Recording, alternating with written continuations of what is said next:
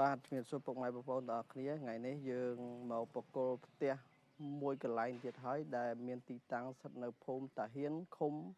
ព្រៃយុទ្ធការស្រុកកោះអណ្ដែតខេត្តតាកែវដែលផ្ទះនេះដែរគឺមានតម្លៃ$21000គត់ទំហំផ្ទះគឺមានទំហំ6ម៉ែត្រទទឹង6ម៉ែត្របដោយ10ម៉ែត្រហើយក្នុងនោះយើងមានបន្ទប់គេង2បន្ទប់ទឹក1ចង្ក្រានបាយ1ហើយនិងកន្លែងទទួលភ្ញៀវ1តោះឥឡូវយើងនាំអារម្មណ៍បងប្អូនទាំងអស់គ្នាទៅមើលក្នុងទាំងអស់គ្នាបានកាត់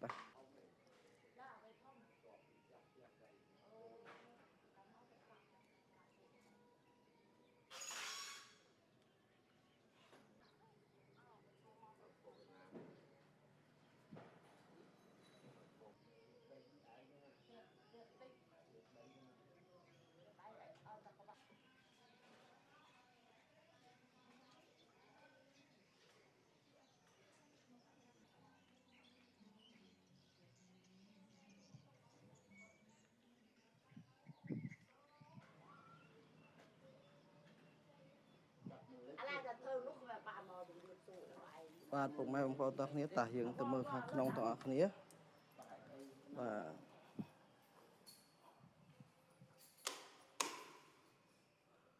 វ៉ាវស្អាតមែនតើបងប្អូនណាខាងមុខនេះគឺជា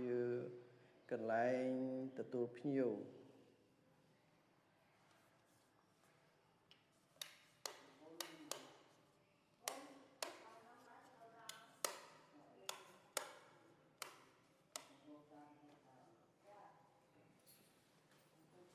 ហើយក្នុងនេះយើងមានបន្ទប់គេង2នេះបន្ទប់គេងទី1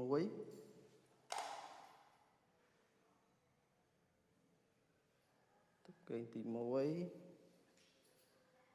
នេះតុបគេងទី2បាទចាស់ផ្ទះគាត់រើសក្រោបានស្អាតមែនទែនបងប្អូនទាំងគ្នាពូភ្លើងយើងបាទក្នុងនេះយើងមានចង្ក្រានបាយមួយនេះចង្ក្រានបាយ